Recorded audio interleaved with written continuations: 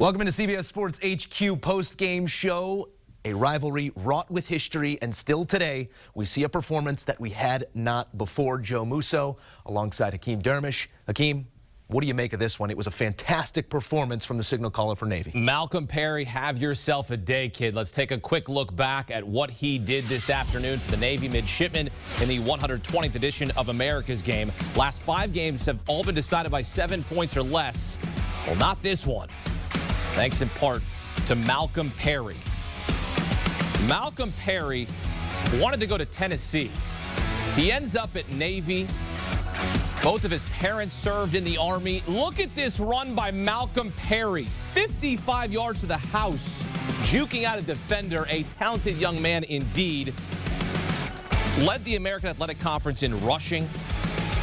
Ran for 100 yards in 8 straight games coming in. Make it 9 straight. Because he went up over 300 yards in this game, rushing. 29 carries, 304 yards, 2 touchdowns. And how about the Navy special in Philadelphia? 1 passing attempt, 1 touchdown.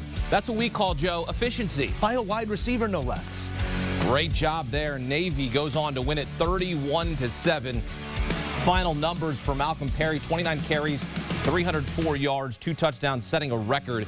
And Navy wins the Commander-in-Chief's trophy for the 16th time in school history, 11th time in the past 17 years. How about that for Malcolm Perry? No passing attempts, but he didn't need to pass. Navy covers the 12. The under cashes for the 11th year in a row. Welcome to the man who just called the game, Gary Danielson on CBS. Gary, what a game it was for Malcolm Perry. What was it like watching that young man from your seat?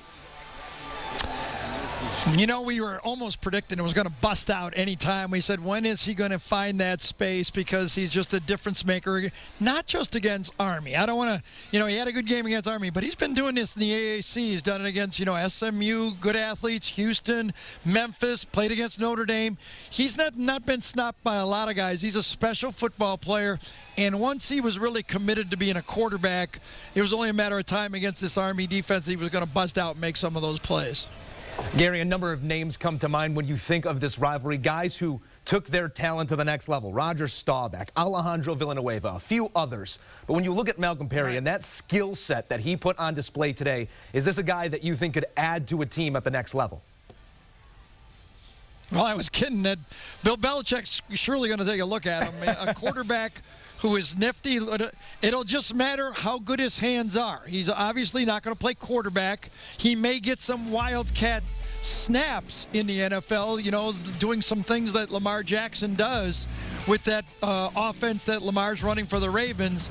But most likely he's going to be a slot back and see if he can take those quickness and speed. If he's able to catch the ball, I think he can play in the next level. You look at what Malcolm Perry accomplished this afternoon. 29 carries, 304 yards, and 2 touchdowns. And really a special game for Navy as they snapped the 3-game slide. How emotional was it to see the Navy midshipmen win this game there in Philadelphia, Gary? Yeah, all these games are emotional. This is my 11th game that I've done now, so unbelievably honored to be able to do this. They all have a life of their own. Watching everybody play, all the commitment for the players. It was pretty evident that Army was maybe not quite the team the Navy had. They were going to have to be special. That one drive when they had the 17-play, 78 drive looked like, okay, this could work. But it was those pass plays that Malcolm turned into running plays right at the end of the half that really changed the football game. And from there on, it was just a runaway for this Navy team. Army could never get it going again. And, the way we opened the game pretty much told the story. A year ago, Navy had trouble at quarterback. They couldn't find the right guy, and they struggled all year with 3 wins. This year, Army, because of injuries, had to play 4 different guys. They're playing their 3rd stringer, and Christian did a pretty good job early, but not enough against this Navy defense, especially being matched up against Malcolm Perry in this football game. Sooner or later, it was just going to be too much for the Army defense. You allude to that drive right before the half, Gary. Trickeration, not necessarily what we think of when we think of Army-Navy. Right. Do you have that one on your prep sheet, the Navy special before this one? No.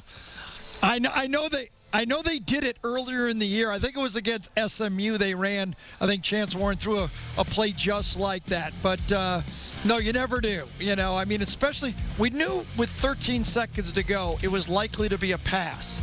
And then when Army took the timeout, it appears to me that Navy was able to scheme up a play that they wanted to use where they knew they could get another play afterwards. They were trying to save the three. It was not a pretty pass. Maybe a pretty pass in this game would not be needed. You know, let's just say it that way. It had to be ugly, but it was effective. Indeed it was. Rivals on the field. They unite off of it. Another spectacular game in the series, the 120th meeting all-time of America's game. Gary Danielson joining us here on CBS Sports HQ. Great job, Gary. Appreciate the conversation. Great job on the broadcast as well, my friend. Thank you very much. Enjoyed it. We are just getting started here. Army and Navy meeting for the 120th time, and Navy comes out on top thanks in part to Malcolm Perry, who had himself a record-setting day. Barton Simmons, Barrett Sallee join us on the other side. Keep it locked.